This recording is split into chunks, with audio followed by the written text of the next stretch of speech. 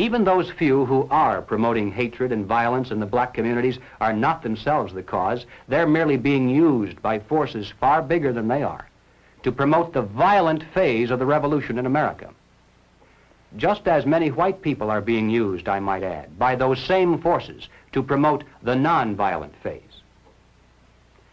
Secondly, and this too almost goes without saying, we mustn't resort to violence either as a means of furthering political or social goals. And we must do everything humanly possible to discourage others from doing so.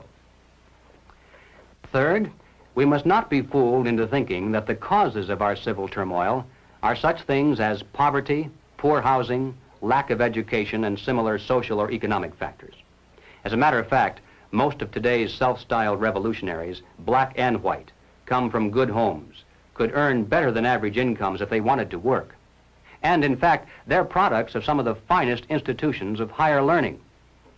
We shouldn't be indifferent to the social and economic conditions of those in need, and we should do all we can within the concepts of economic and political freedom to improve those conditions.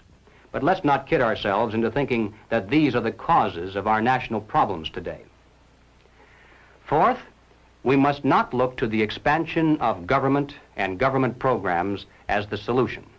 As I hope I've made it clear by now, this is exactly what the communists want us to do, because it's the very process whereby they hope to come to power in this country through non-violent means. These are the things we must not do. What then does that leave on the positive side? Well, first of all, and perhaps most obvious of all, we must support our local police. But that means a lot more than just putting a bumper sticker on the car. It means taking an active interest in civic affairs to ensure that the police aren't saddled with so-called civilian review boards. Nothing can be quite so damaging to police morale and efficiency as converting every arrest into a trial of the policeman instead of the criminal.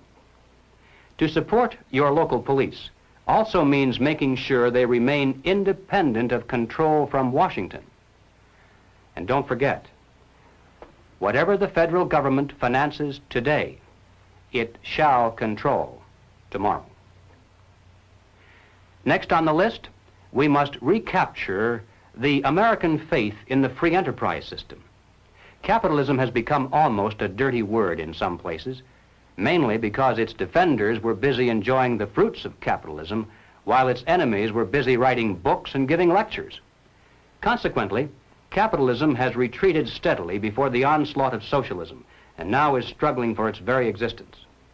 Young and old, we must become students again and study the theories of Madison and Jefferson, Bastiat and von Mises, just as intently as our enemies pursue the pages of Marx and Lenin, Galbraith and Keynes. Not only must we become grounded in theory, but we must become advocates and spokesmen as well. We must know what we stand for as well as what we oppose. Next, and this is probably the most difficult task of all, we must carry this message regarding the dual nature of communist revolution to our friends, our neighbors, our business associates, and everyone who will listen. Now, this is hard by and large because people don't want to hear it. It's bad news. It spoils the party. But you know, I think it's about time we began to worry less about spoiling the party and more about preserving the system that makes the parties possible. And that means accepting our personal responsibility to do everything we humanly can do to carry the truth about civil turmoil to every man, woman, and child in America.